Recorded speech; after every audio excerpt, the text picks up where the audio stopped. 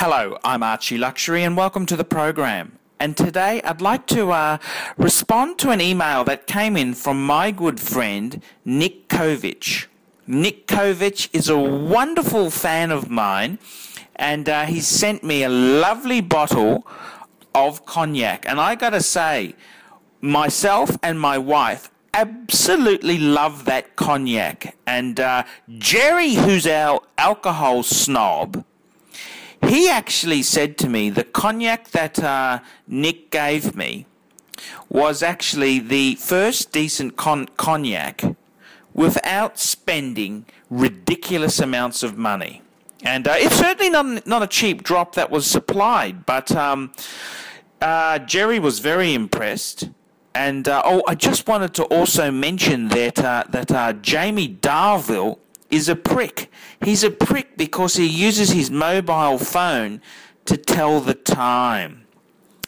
And what I want to talk about today is this term filler wristwatches.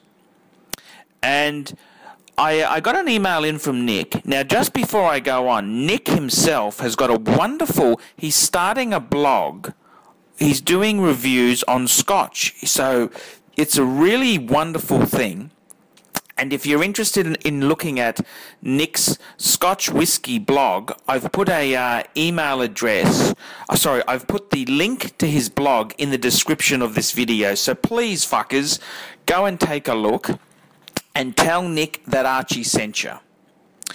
And what I wanted to talk about was filler. And Nick was saying to me, he says, what do I think of the Tudor Black Bay and the Breitling Super Ocean? Both are really great bang per buck and are great fillers if you want a new watch while saving up for a Patek. And this leads me to a new word, the filler watch. And I gotta say, sometimes, you see those watch boxes that Archie uses, and you get a few really fuck off pieces there, but then you need some filler, the filler watch.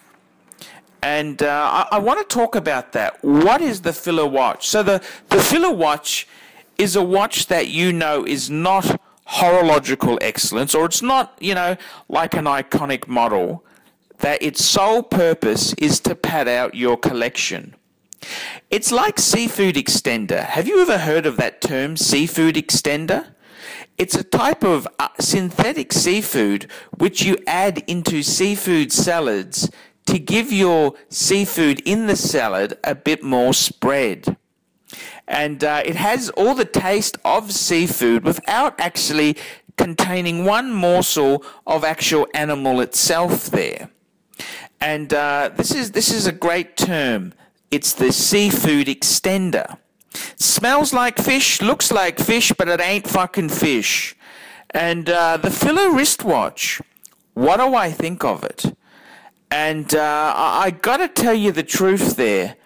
I'm really against fillers, okay? Because what are we trying to do? Are we trying to get mass quantity, or are we building a well-balanced, well-thought-out collection? Now, when I say I'm against fillers for the sake of having, a padded-out box. It's like padding in a bra. It looks good from a distance, but when you get, close up and you go for the hands-on experience, it's one big letdown and disappointment. And I got to tell you, I'm not a big fan of filler. I'm really against it. I think it's deceptive, and it's just not honest. It's just not honest. And I don't mind having beaters. Like a beater is a watch which you have in your collection because you don't want to damage your better pieces. And I've had beaters. I remember when I was a Rolex collector, I had a Rolex President, that's the 18238. I had a white dial Polar Sapphire Explorer 2. I had date sub and a two-tone date just. And as a filler, as a beater, I had a Tudor sub in there. Now, since those days, the Tudors have become extremely valuable. So that's certainly not on the cards there. But it's an interesting concept, you know. It's really, and I think there's a bit of merit in having some beaters, but I wouldn't go as far as having filler. And there's nothing more embarrassing. I've seen photos of blokes' watch collections, and they've got a watch that was given to them about 3 girlfriends ago. It's like some bullshit quartz Tiffany piece, and you look at it and think, fuck, only a woman could have got that for you. No bloke in their right frame of mind would buy that piece of shit. And I'm against, you know, I think eBay was invented to get rid of those terminal mistakes. And I'm a great believer in re-gifting. If a gift isn't good, you know, wrap it up and give it to some other person.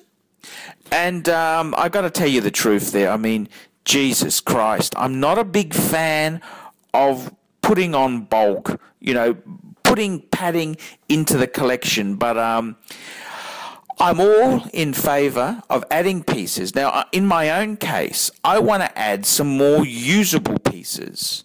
So I'm looking at adding a waterproof watch and a great, nice watch, which isn't at the level of my other pieces. So I'm looking at adding an Omega Speedmaster Man on the Moon, great bang per buck watch, and a Rolex Datejust is a serious businessman's watch that's also waterproof. And if I'm really flush, I'm thinking of perhaps adding a 2-tone Submariner for that lounge lizard look that you need at times. So there you go.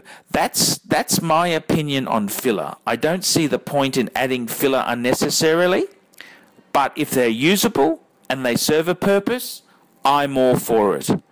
I'm Archie Luxury. Tell me what you think of filler.